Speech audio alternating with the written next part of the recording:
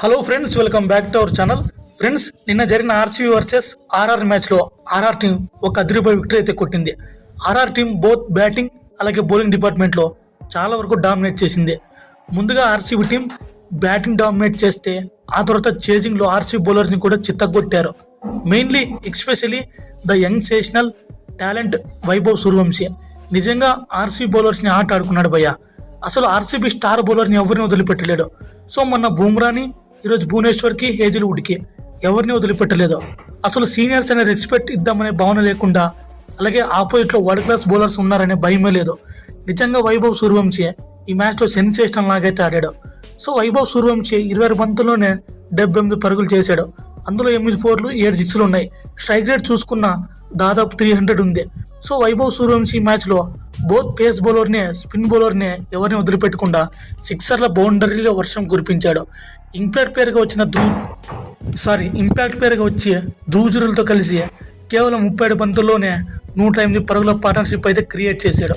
నిజంగా Vaibhav Suryavanshi explosive and powerful batting చేశాడు. Power ప్లేలో కేవలం 15 బంతుల్లోనే 50 కొట్టాడు. సో సూర్యవంశీకి ఇది మరొక 50. రీసెంట్గా ఫస్ట్ మ్యాచ్లో సిఎస్సి ఎగ్నెస్ట్గా ఫాస్టెస్ట్ 50 కొట్టాడు. ఇప్పుడు మళ్ళీ ఆర్సీబీకి ఎగ్నెస్ట్గా అదే 15 బంతుల్లోనే ఫాస్టెస్ట్ హాఫ్ సెంచరీ కొట్టాడు. Mainly RCB bowling unit like Josh Hazlewood, Bhuvneshwar Kumar వీళ్ళని ఎవరిని వదులకుండా పవర్ ప్లేలోనే బ్రూటల్ హిట్టింగ్తో 6లు కొట్టి పవర్ ప్లేలోనే మ్యాచ్ను వన్ సైడ్ చేసేసాడు. సో ఎర్లీగా జైస్వాల్ వికెట్ పడినప్పుడు వైభవ్ సూర్యవంశీ ఆ రెస్పాన్సిబిలిటీ తీసుకొని ఆర్ఆర్ ఇన్నింగ్స్ను ముందుకు బిల్డ్ చేశాడు. నిజంగా ఈ 15 ఏళ్ల కుర్రాడు చాలా అన్స్టాపబుల్గా ఉన్నాడు. ఈ సీజన్లో ఆయన 3 మ్యాచెస్లో కూడా మంచి ఇంపాక్ట్ఫుల్ మూమెంట్స్ అయితే క్రియేట్ చేశాడు. నిజంగా ఈ 200 రన్ చేసిన అయితే మంచి కీ రోల్ ప్లే చేశాడు వైభవ్ సూర్యవంశీ. ఇక ధ్రువజురల్ కూడా బాగానే ఆడాడు. జురెల్ 43 బంతుల్లోనే 80 పరుగులు చేశాడు. మొదట వైభవ్ సూర్యవంశీ స్టార్ట్ చేస్తే చివరిలో ధ్రువజురల్ ఆ ఫినిషింగ్ టచ్ ఇచ్చాడు. జైస్వాల్ వికెట్ పడినప్పుడు నంబర్ 3లో వచ్చే వైభవ్ సూర్యవంశీకి రెండో వికెట్కు 108 పరుగుల పార్ట్నర్షిప్ బిలవడంతో వైభవ్ సూర్యవంశీకి ఆ సపోర్ట్ అయితే ఇచ్చాడు. మిడిల్ ఓవర్స్లో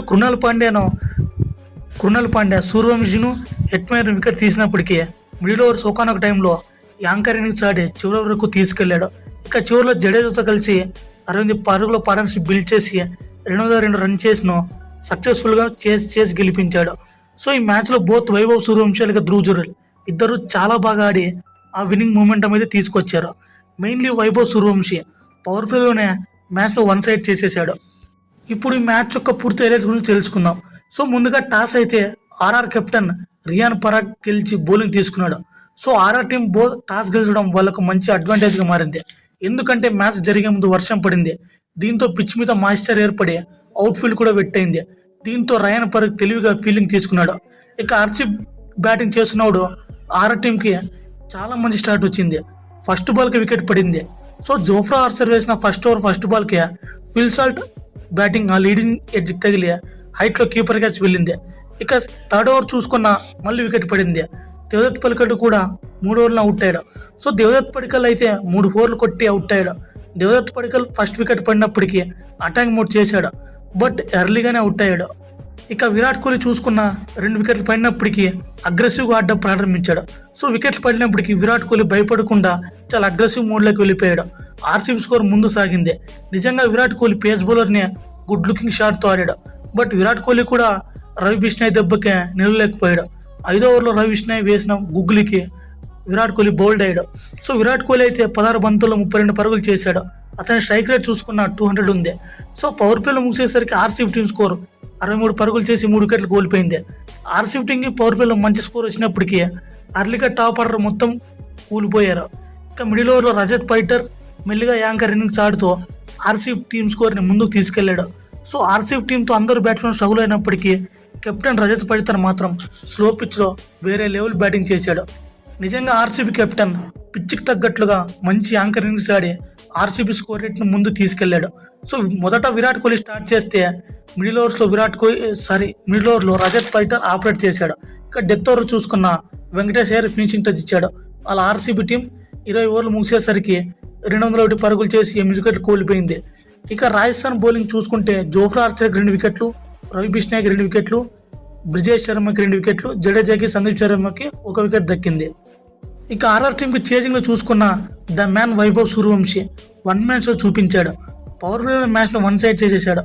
జైస్వాల్ ఎర్లీగా అవుట్ అయినప్పటికీ వైభవ్ సూర్యవంశీ ఆర్సీ బౌలర్ని చిత్తగొట్టి పడేశాడు. స్టార్టింగ్లోనే వైభవ్ సూర్యవంశీ అలాగే చివరి ధ్రువ్ జురేల్, జడేజా వీళ్ళిద్దరు కలిసి మ్యాచ్ను ఫినిష్ చేశారు. నిజంగా వైభవ్ సూర్యవంశీ చాలా బాగా ఆడాడు భయ్య. మెయిన్లీ హేజిల్వుడ్కి భువనేశ్వర్ని లాంటి వరల్డ్ క్లాస్ బౌలర్ని కూడా ఎవరిని వదిలిపెట్టకుండా చిత్తగొట్టి పడేశాడు. ఈ మ్యాచ్లో వైభవ్ సూర్యవంశీ 75 పరుగులు కొట్టిన మ్యాచ్ వన్ సైడ్ చేసిన వైభవ్ సూర్యవంశీకి player of the match award వచ్చింది. ఫ్రెండ్స్, ఈ వీడియో చివరకు చూసినందుకు very very thankful to you.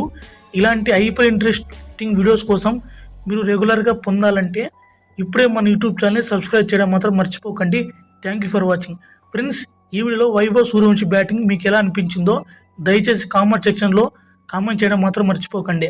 అలాగే ఈ మ్యాచ్లో మీకు నచ్చిన షాట్, అలాగే ఎవరు బాగా పర్ఫామ్ చేశారో, ఏ ప్లేయర్ మీకు నచ్చారో దయచేసి కామెంట్ చేయండి.